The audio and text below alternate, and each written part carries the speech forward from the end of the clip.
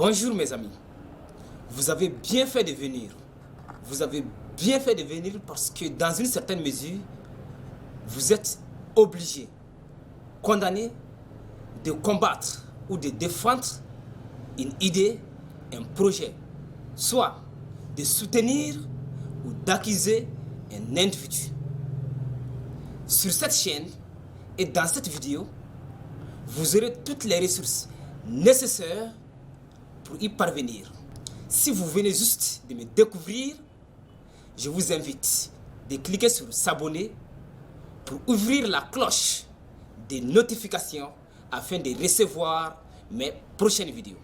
Socrate, l'une des figures emblématiques de la philosophie et un des personnages principaux du dialogue de Platon, Phèdre, reportait ceci. En toute chose, mon enfant, pour délibérer avec fruit, il faut bien connaître sur quoi l'on délibère. Autrement, on n'arrivera qu'à l'erreur. La plupart ignorent le fond des choses et ne s'aperçoivent même pas de leur ignorance. Par conséquent, ils finissent par ne s'attendre ni qu'avec eux-mêmes, ni avec les autres. Pour éviter ces défauts, pour ne pas tomber dans ces pièges, je commence par faire une étude détaillée de l'histoire de la rhétorique. Le mot rhétorique provient du latin rhetorica, emprunté du grec antique, qui se traduit par technique, art, oratoire. Le rhéteur en grec, ou l'orateur qui est la traduction latine du mot rhéteur, désigne donc une personne qui a le don, le savoir, le pouvoir de s'exprimer de manière à émouvoir, à persuader par la parole.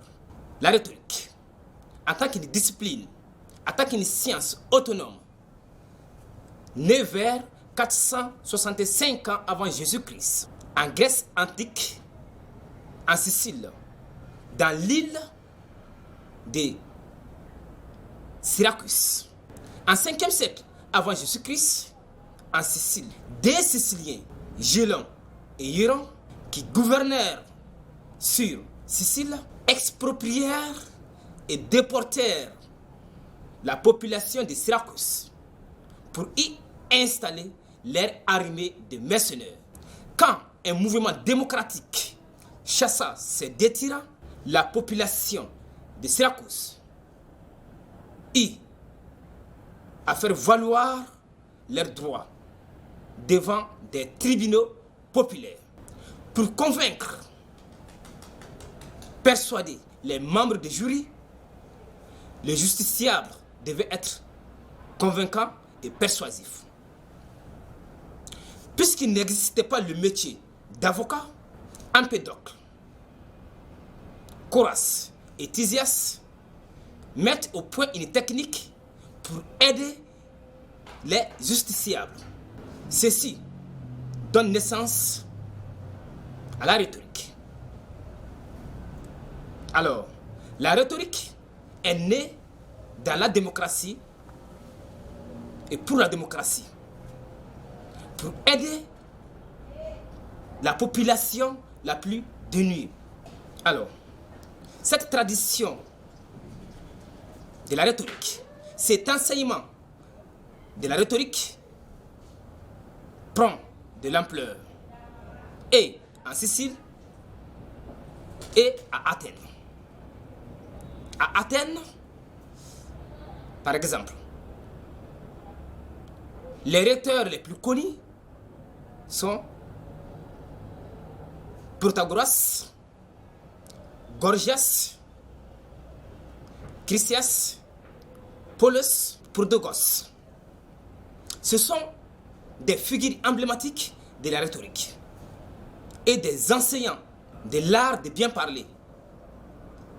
Et ce sont ces rhéteurs qu'ils étaient considérés comme des manipulateurs. Dans l'Antiquité romaine, nous avons également deux grandes figures de la rhétorique, Quintilien et Cicéron. Par exemple, Cicéron,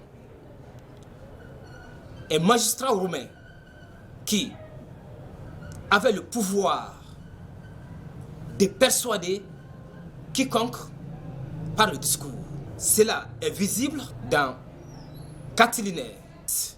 Platon va reprocher au rhéteur la manipulation. Il pense que la rhétorique n'est pas un art, mais tout simplement une manipulation. Aristote pense que la rhétorique est nécessaire parce qu'elle permet à la vérité de triompher sur le mensonge.